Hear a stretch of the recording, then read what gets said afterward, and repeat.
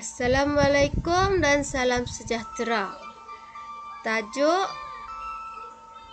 Asas Reka Bentuk Pengaturcaraan. Standard pembelajaran 6.3.1 dan 6.3.2. Objektif pembelajaran: menyatakan struktur kawalan pilihan dan ulangan dalam pengaturcaraan. Kedua, menghuraikan struktur kawalan pilihan dan ulangan dalam algoritma.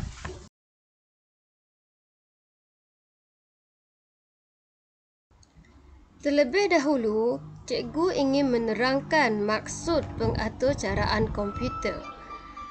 Pengaturcaraan komputer ialah arahan yang diberikan oleh manusia kepada komputer. Bagi algoritma pula ialah kaedah langkah demi langkah untuk menyelesaikan masalah. Ia biasanya digunakan untuk pemprosesan data, perhitungan dan komputer dan operasi matematik yang berkaitan. Arahan lebih mudah untuk difahami. Seterusnya pula, maksud pseudocode dan juga carta alih. Pseudocode ialah satu set penyataan yang menyerupai bahasa atau cara komputer. Pseudocode memerihalkan logik atau cara dengan menggunakan bahasa komputer. Bagi carta alih ialah gambar rajah yang menggunakan simbol-simbol geometris. Carta alih juga boleh digunakan untuk menunjukkan logik dan urutan sesuatu atau cara komputer.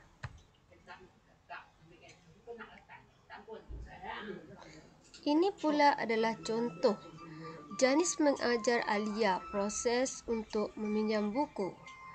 Alia perlu masuk melalui pintu hadapan perpustakaan dan mencari buku yang dikehendaki.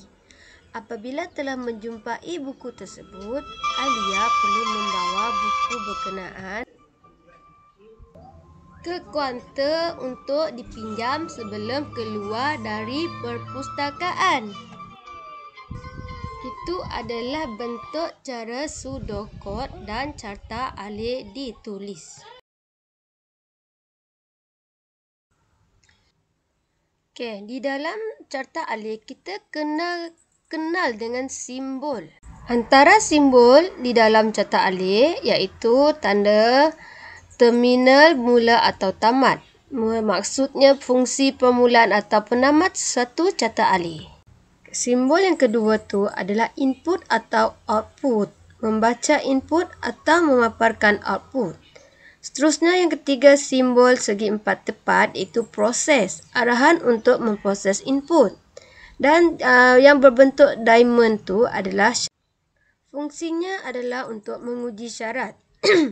Dan tanda anak panah adalah aliran aktiviti menunjukkan aliran aktiviti.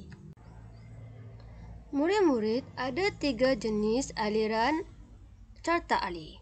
Pertama adalah struktur kawalan jujukan ataupun turutan.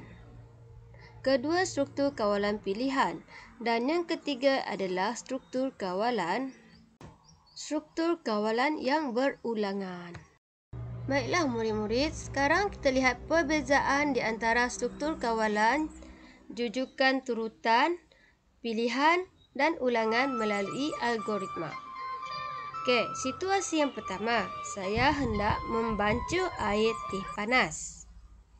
Dekat sini, pseudocode-nya menggunakan struktur kawalan jujukan. Mula, masak air, masukkan uncang teh ke dalam cawan. Tuangkan air panas ke dalam cawan. Masukkan sedikit gula, kacau air, tamat. Okey, seterusnya situasi yang kedua. Saya hendak membancuh air coklat panas. Hendak masukkan susu atau tidak? Cara menulis pseudocode-nya ialah mula, masak air, masukkan serbuk coklat ke dalam cawan. Tuangkan air panas ke dalam cawan. Jika mahu susu, maka tambahkan sedikit susu. Tamat. Jika kacau air, tamat.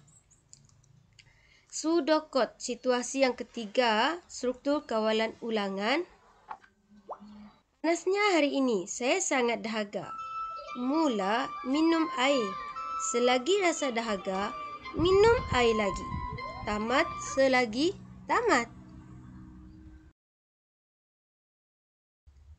Baiklah murid-murid, tadi kita lihat cara struktur kawalan jujukan, struktur kawalan pilihan dan struktur kawalan ulangan ditulis dalam bentuk pseudocode. Sekarang kita lihat pula macam mana cara untuk menulis dalam bentuk carta alih. Di sini terdapat 3 cara, iaitu bentuk carta alih ditulis. Kita boleh lihat melalui petikan yang diberikan. Ini adalah aktiviti murid-murid pada hari ini. Yang pertama, namakan carta alih di bawah ini. A. Carta alih, B dan C. Yang kedua, tuliskan pseudocode SOP untuk masuk ke restoran berasaskan carta alih jujukan turun. Kemudian tulis ke dalam buku latihan aktiviti. Sekian, terima kasih.